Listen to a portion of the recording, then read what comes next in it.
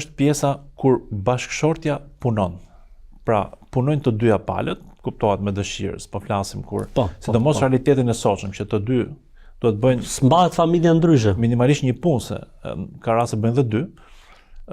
Kush do merret me punë të shtëpisë?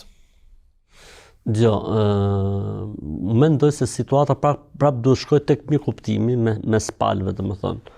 Në momentin që gruaja e ka hapësirën dhe mundësinë, e bën gruan, nëse nuk e ka gruaja hapësirën dhe mundësinë, e bën burrin. Pra këtu jemi në një situatë tjetër.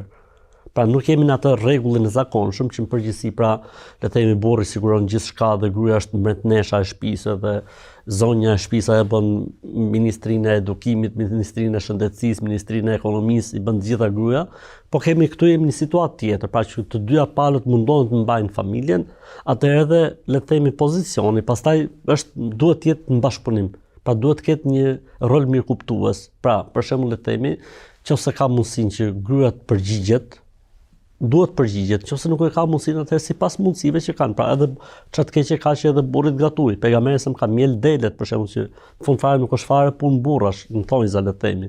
E ka bërë pejgamberi alayhis salatu wasalam. Kështu që